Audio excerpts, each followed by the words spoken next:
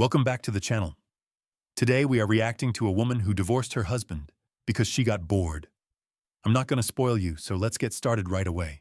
So recently I caught up with an old friend and she was telling me that she got divorced. And I was so surprised because her and her husband were such a cute couple and they had been together for 11 years. So I asked her, like, what happened? I figured something bad happened. She's like, honestly, I was just bored. Like, my husband, all he did was work. I was a stay-at-home mom. We had 3 kids and I just got lonely and bored. And she says that when she would bring it up, like, he would take her out, but it was just boring to her. Like, she needed some excitement in her life. She just felt like she was just a mom and a wife, and her husband just wasn't doing that for her. And she had other friends that had, boyfriends, or like they had just got married and they were always going out, always going on vacation, always partying, like going to the club, going to the bar, hanging out with friends. And they did none of that. And when she would bring it up to her husband would always tell her, like, I gotta work. Like, they had a big house, they had nice things. Like, he was just trying to work. You know what's crazy? She says she was bored, not mistreated, not abused, just bored. Meanwhile, the guy's out there working his ass off to give her that big house and those nice things she's bragging about. It's wild how "I got lonely" has become a modern excuse for throwing away stability. Like, imagine divorcing the man who built your entire lifestyle because your friends are out clubbing while you're home raising your own kids. That's not oppression. That's adulthood. So they ended up getting divorced, and now, she's single, she lives alone, she's working, and she's dating. So then I told her, oh, well, that must be exciting, like dating and stuff. And she's like, no, I fucking hate it. And I was like, why? And she's like, because all they want to do is just have fun. They just want to go to the club. They just want to go to the bar. They just want to hang out, have a good time. And then that's it. She said, no one wants to help me out. Like, I'm trying to find someone that's going to help take care of my kids. She's like, I just want someone to be a provider, not just a good time. So I was all like, well, wasn't that what your husband was doing? And she's like, I know. Man, that's the full circle moment no one talks about. She had a man who provided, who worked, who gave her stability, and she traded it for excitement. Now she's out here realizing excitement doesn't pay bills or raise kids. It's almost poetic. She wanted freedom from routine, but ended up stuck in survival. The same boring man she left is the same type she's now begging to find again. It's not that there aren't good men left. It's that too many women only recognize one after they've burned the bridge. And I guess now her ex-husband is dating someone, like, seriously. They have been divorced for a total of 3 years, and he has been dating this girl for 2 years. She has 2 kids, and they're already living together. She says that he's fully taking care of her. Like, the girl doesn't work, she's a stay-at-home mom. They haven't had any new kids, but they're planning on having kids. And she's pissed because she's like, how can he move on so fast? Like, I can't even find nobody, and he just found someone so quick, and he didn't even want to give us another try. Oh, now that's the twist. The guy she called boring is suddenly the dream man, just not for her anymore. Funny how he works too much turns into he's a provider when he's doing it for someone else. 3 years ago, she wanted space. Now she's mad he filled it. What she's really upset about isn't that he moved on fast. It's that she finally understands what she lost, and someone else is living the life she threw away. Like, blah, blah, blah. And I was so confused because I was like, okay, so you divorced him because he was always working and you were bored.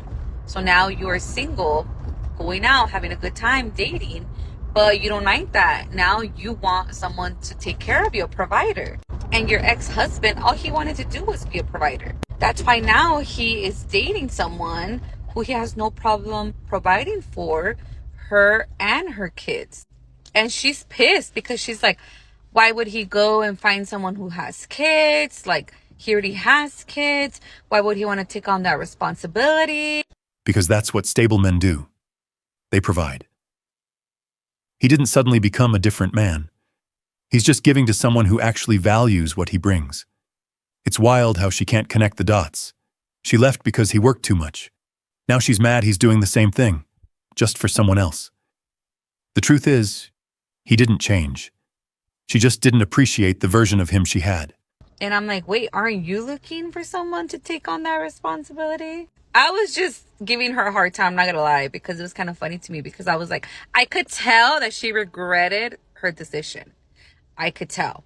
And I've seen a lot of people do shit like this where they get divorced for reasons that are not, I'm not gonna say they're not valid because everybody's feelings are valid, but they're fixable problems. Like, I don't know if you guys have this wrong idea of marriage that is supposed to be like fun and happy all the time. It's not. I feel like every relationship literally depends on compromise. Like, you gotta compromise something. You cannot have everything. And to be honest with you, like, if she was willing to give up on him that quick, like, maybe she just didn't love him that much. Because I cannot even imagine just me being like, oh, I'm bored, I'm gonna divorce my husband, you know? Like, no, you figure it out, you work it out. But I could tell that she's regretting it because what she thought she wanted is not what she thought she wanted. You know what? For once, I actually agree with her. People treat marriage like a subscription. As soon as it stops being entertaining, they cancel it.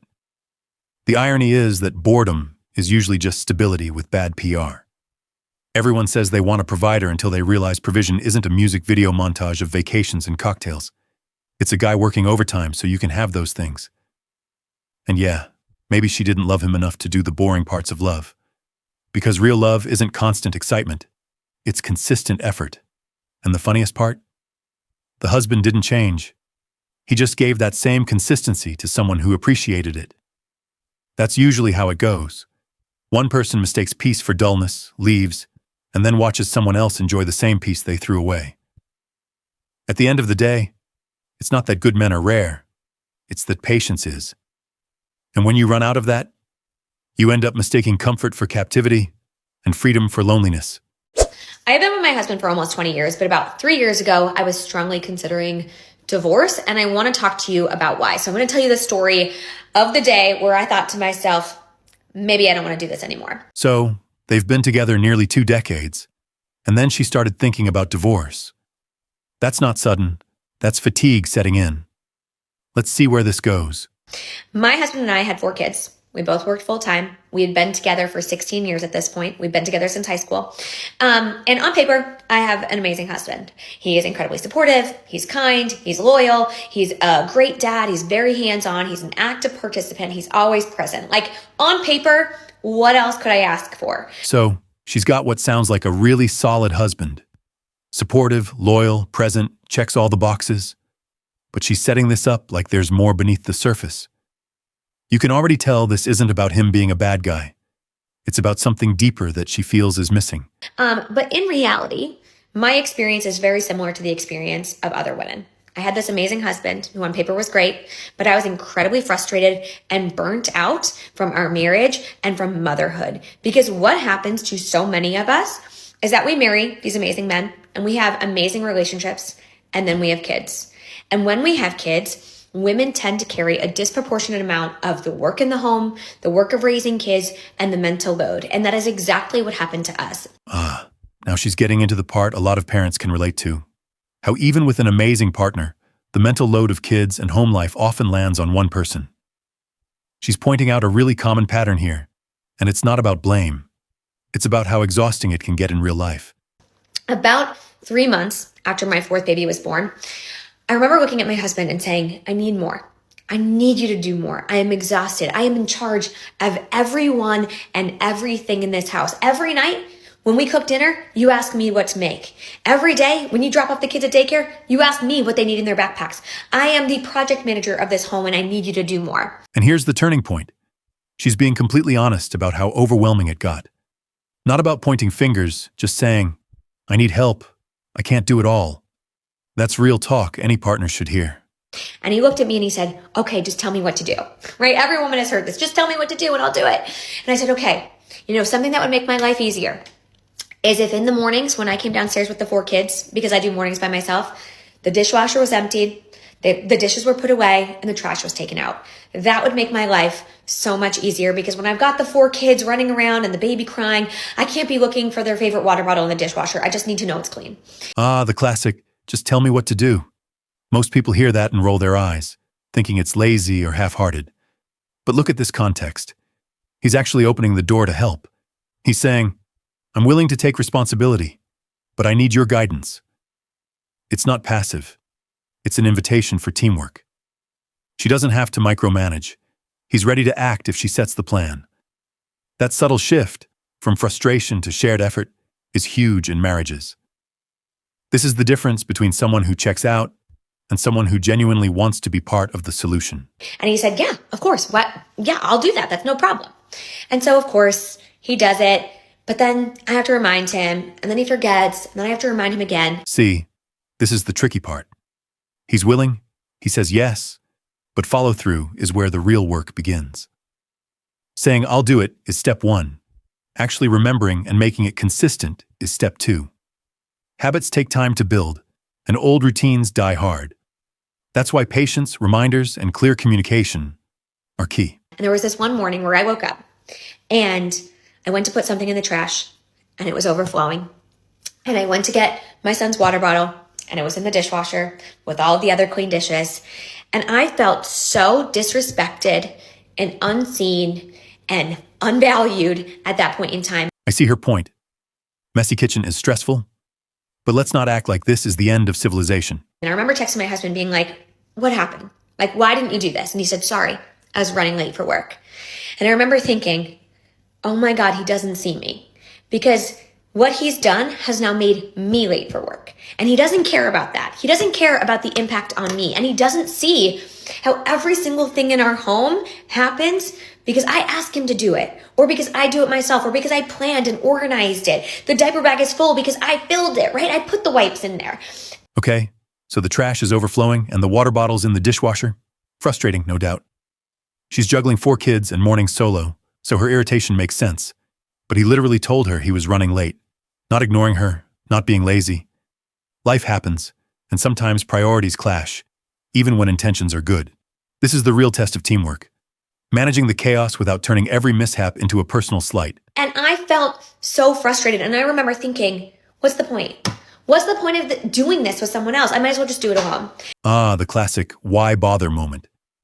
You're trying to share the load, but when it feels easier to just do it yourself, frustration peaks.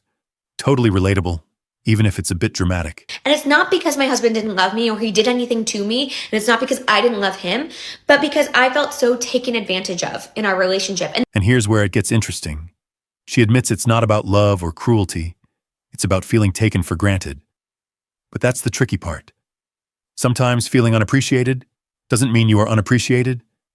It just means your expectations and reality stopped matching. This dynamic, it doesn't happen by accident, right? It's not like my husband did it to me, but we've been raised in this society that tells men and women who they should be in marriages and what it looks like to be a good mom versus a good dad. And we know the bar for moms is way up here and the bar for dads is way down here. Here we go. The societal argument. When in doubt, blame the system. But let's be honest. At some point, you can't keep pointing at culture like it's the one forgetting to take out the trash. Personal responsibility still matters, even in a lopsided system. And we fell into these norms. We fell into these roles in our family, despite the fact that we never wanted to. That's the funny part. People always say they fell into these roles, like it just happened overnight. No, it happens one small decision at a time. You don't fall into it, you build it without noticing. So let me get this straight. The guy's loyal, helpful, hands-on, checks all the boxes, but he's still somehow part of the problem because society made him that way? That's convenient. I get that she's tired. That mental load is real. But turning marriage into a sociology essay doesn't fix it. If you see your husband as a product of patriarchy instead of a person you can actually talk to, how's anything supposed to change? Marriage isn't supposed to be men versus women. It's supposed to be teamwork. You communicate, you adjust, you both screw up, and then you try again. But if every missed chore becomes proof of societal conditioning, congratulations. You've just made resentment your love language. That's it for today. If I made sense today, do me a favor and hit that like and subscribe button. See you in the next video.